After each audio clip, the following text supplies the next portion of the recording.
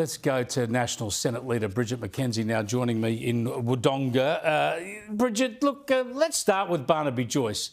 It was a poor analogy. You're of the land. You know plenty of people who are familiar with bullets and guns and magazines, but in a political attack, it's a poor analogy, isn't it?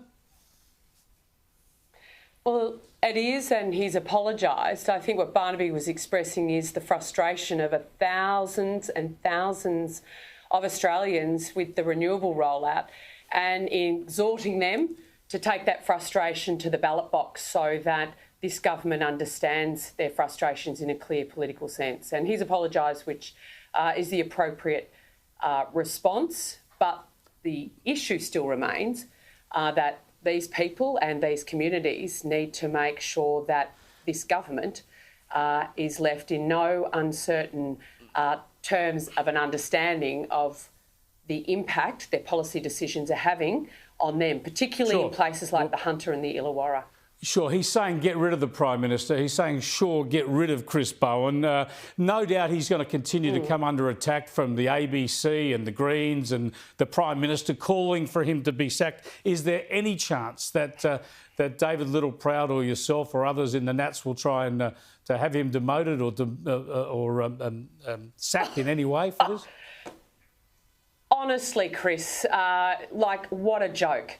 This is a Prime Minister who has failed to uphold the Westminster ministerial conventions with his own ministerial team. He's holding up some stability, gold star award over this reshuffle when in fact he's ignored the clear conflict of interest that have been publicly reported of his ministers with shareholdings that they have failed to disclose. He's failed to sack purely incompetent ministers time and time again. Well, let me pick up on that point. This is the point I made at the outset. When it comes to the substance of this reshuffle, there are two killer points. One is I was staggered. I was very pleased to hear on Sunday that Giles and O'Neill had been given the flick.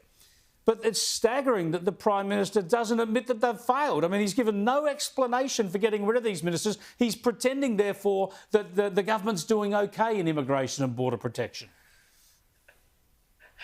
He's pretending somehow he's doing us all a favour by moving incompetence A, incompetent B to another portfolio to be summarily and similarly incompetent. I mean, Australians absolutely deserve better.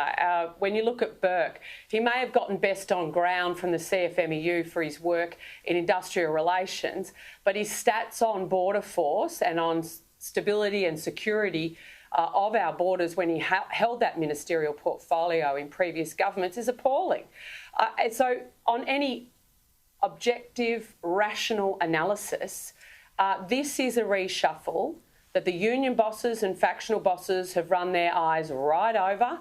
It is a political fix for Albo internally and for question time, and doesn't actually benefit the Australian people in any way, shape or form, or make the lot of their lives any more secure economically or physically.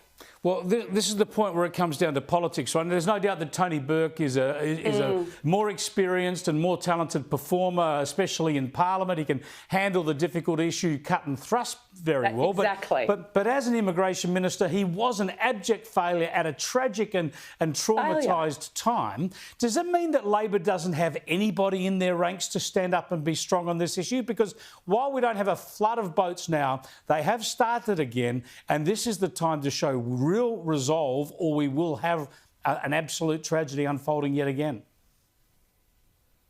Yeah, Chris, once again, you've hit the nail absolutely on the head. This is all about a political fix, right? This is all about Albo being able to make it through the next parliamentary sitting fortnight without having his failures and the failures of his government on immigration on the front pages again. This isn't actually about solving the problem, because if it was, he would have put someone with a level of competence. And this is what happens, Chris, when you don't have a merit-based process where the Prime Minister doesn't have the ability to appoint the people, the men and women he sees as most competent to the cabinet table, that you have to run your choices through the factions, you have to run your choices through the union bosses, which we know is exactly what happened over Friday and Saturday, because the Prime Minister told us all that he had to check with the factional heavies before he'd make his announcement on Sunday.